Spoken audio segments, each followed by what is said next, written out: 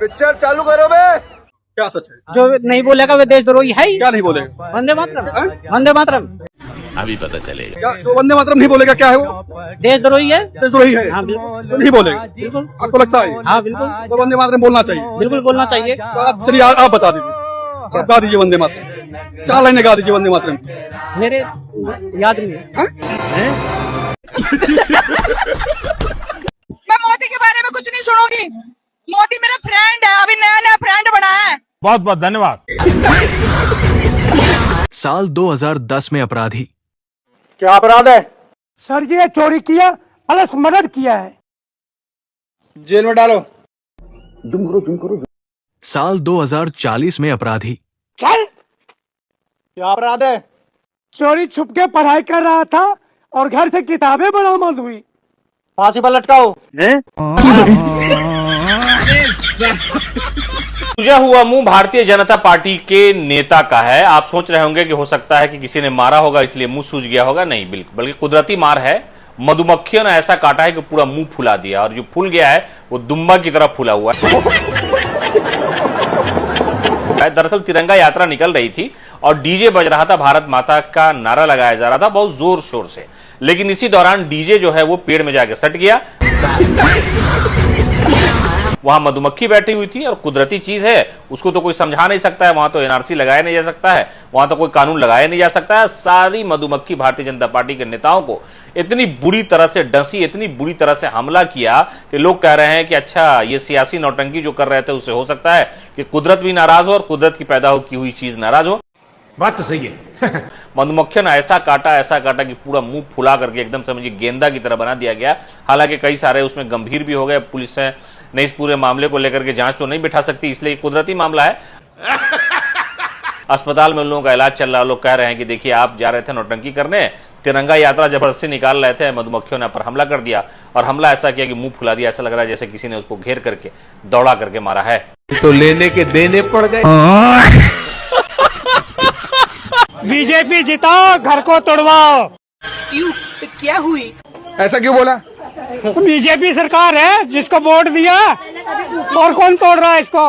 मेरे साथ अन्याय हुआ है। और कौन तोड़ रहा? तो मतलब यही है हाँ जी, बीजेपी। बीजेपी। मतलब क्या नारा आपने बताया अभी? बीजेपी जिताओ, घर तोड़वाओ। कभी घर टूटने वाला है? हाँ जी, नोटिस आया है? बिल्कुल है। कितना गज का घर है आपका? ऐसा होगा 25-30 का। ले जी, 25-30 गज का घर का मकान है। सही बताना, पछतावा हो रहा वोट देके? बिल्कुल बिल्कुल पछतावा हो रहा है, बिल्कुल पछतावा हो रहा है। आपके घर को भी नोटिस मिला है? हाँ जी, है? हाँ जी। मतलब आपने तो सोचा था किस, अच्छा वोट दिया था, क्या सोच के दिया था फिर आपने? सोच के ये दिया था कि भाई हमारी गली में सुविधा होगी, लेटरिन बाथरूम, अच्छा काम होगा, चलो इसे जिता दे। लेकिन उसी सरकार ने हमारे मकान तोड़ के हमें बहुत बढ़िया इनाम दिया वोट डालने का। वाह मोदी जी वाह। कचरा घोटाला हुआ तो कचरा जिसमें रखा जाता है डस्टबिन में, उसको घोटाला कर गया है मंगल पांडे, और उसको बैठा कर रखता है। इस सबको पाकिस्तान खरीदने का काम करो। चारा घोटाला, चोरी किया मिसरा, अब फंस गया पिछड़ा। चारा घोटाला, आज कचरा घोटाला, प्लास्टिक वाले पिलुआ पड़ेगा इन लोग के भाजपा को। हाँ, जो कचरा घोटाला करने वाला है। अरे मंगल पांडे एकदम पांडे को इज्जत ले गया वो। जितना पांडे है बिहार में ना, लाठी लेके खेद के इसको पाकिस्तान भगाओ। धुरंधर 5 में यही आएगा कि अमेरिका का आदमी भारत में प्रधानमंत्री बना है। क्या चाय पिला दे, सर में दर्द हो रहा, तू नहीं बना सकता तो मेलोडी से बनवा ले। काहे की बीवी है तेरी वो?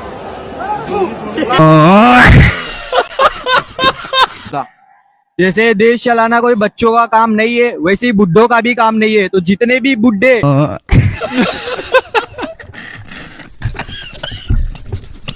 शिक्षा स्वास्थ्य पे न बात करेगा, शिक्षा जब इसकी गड़बड़ है।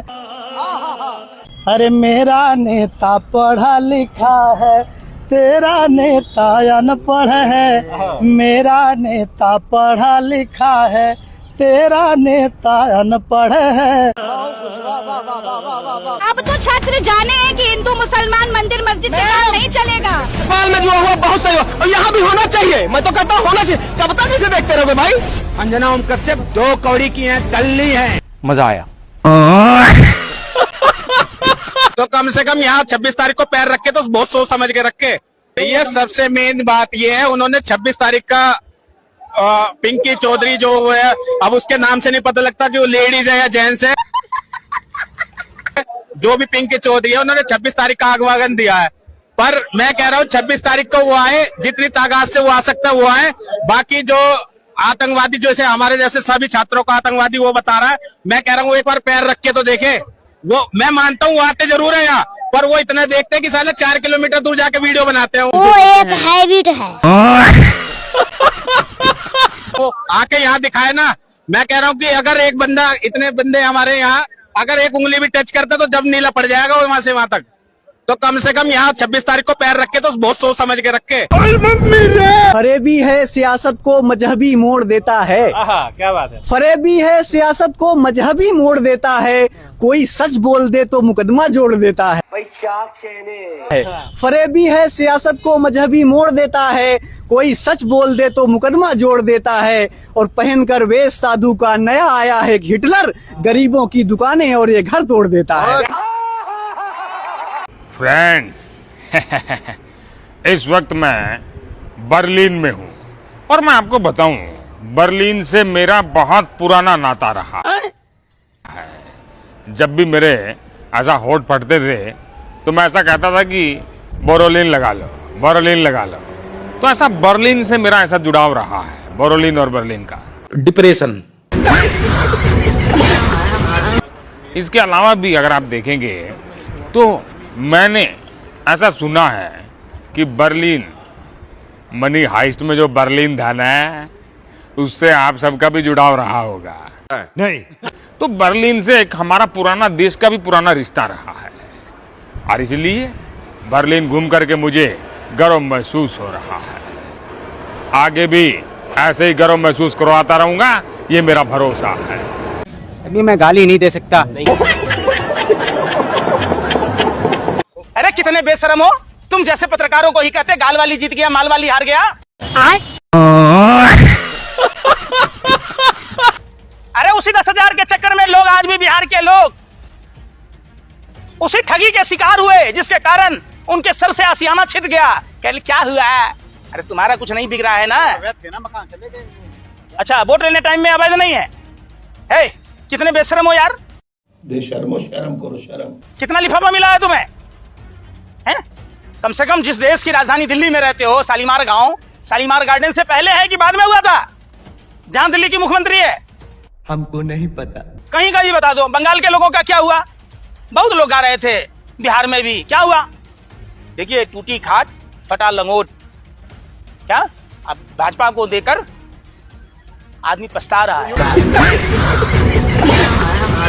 महिलाओं को अभी 20-20 रुपए देने जा रहे हैं। हाँ, 10,000 तो बिहार में भी दिया था, मकान गिरवा दिया उसके बाद, चुनाव जीतने के बाद। सरकार बनने के बाद मकान गिरवा दिया। आपने भी नहीं सुना होगा। तो यूपी में क्या करेंगे? यूपी में ही करेंगे। तुम लाभ मानते हैं उनकी सरकार बन जाएगी? किसकी सरकार? पैसे तो नहीं कोई देने वाला है। नहीं, कतई नहीं पैसे कोई। घूम फिर करके फिर तनाव आ गया। मेलोनी आंटी प्लीज आप नरेंद्र मोदी जी से कह दीजिए कि इस्तीफा करवा दे प्लीज। चॉकलेट दे रहे यार, वो आपको इतना तो कर सकती हो आप। I am sorry, Babu. Meloni aunty की बात मान लेंगे मोदी जी? अरे कैसे नहीं मानेंगे, वो मेलोडी चॉकलेट दे रहे हैं इतना दूर जाके, तो ऑफ कोर्स ऑब्वियस है। एक लड़की होने के नाते कह रही हो अच्छा लड़का नहीं है। धर्मेंद्र प्रसाद आपने ये प्लीज कितने तमीज से बोल रही हूँ मैं यार। कुछ प्लीज रिजाइन कर दीजिए। पीरो मुर्शद हजरत नरेंद्र दामोदर दास मोदी अपनी किताब बर्बादी हिंदुस्तान में फरमाते हैं कि सस्ता चीनी खरीदने से देश का नुकसान होता है और उससे डायबिटीज भी होती है। तो आपसे जितना ज्यादा हो सके उतना महंगा खरीद कर देश का सहयोग करें और बीमारी से भी बचें। जाट हूं मैं। अरे मोदी अरे मोदी मेरे प्यारे मोदी, ये दर्द सहा नहीं जाए, तू इस गद्दी को छोड़ के चला जा। तो मैं बता रहा हूं कि देखो, मोदी जी का झोला मुझे मिला है, मोदी जी का झोला मुझे मिल गया है, लेकिन उसके अंदर एक केतली, 4 कप, थोड़ी सी चीनी और थोड़ी चाय पत्ती निकली है। मोदी जी ने जो घोटाले करे हैं वो सब पैसा विदेश पहुंचा दिया है, वो इस देश में ही नहीं है। मैं मोदी से कहना चाहूंगा कि उस झोले को उठाओ और भैया इस देश को छोड़ के चले जाओ, और अपनी चाय पत्ती के साथ चाय बनाओ और मुंह जुड़ाओ, तो इस देश को छोड़ के चले जाओ। इतना छोटा पहले कभी नहीं हुआ होगा। अच्छा, अब मैं कहूंगा कि मैंने मोदी जी के लिए 2 शब्द और लिखे हैं, वो भी आपसे कहना चाहता हूँ। मन हारा और हम भी हारे, दिल रोया ये दर्द के मारे, मुख से निकली हाय। अरे मोदी मेरे प्यारे मोदी, ये दर्द सहा नहीं जाए, तू इस गद्दी को छोड़ के चला जा। तो लेने के देने पड़ गए। तो 50,000 वाला भी जुमला है। जुमला है? हाँ। कहाँ से आएगा पैसा? जब उत्तर प्रदेश के पूर्व मुख्यमंत्री ने कहा कि हम 40,000 दे रहे हैं, तो इन्होंने सवाल उठाया कि इतना पैसा आएगा कहाँ से। अब ये तो 40 से भी और बड़ा बता रहे, तो फिर इनके पास वो पैसा कहाँ से आएगा? कौन सा मंदिर लूटेगा? ये आप तय कर लो, कोई सा ना कोई सा मंदिर लूटेगा, तभी पैसा आएगा इनके।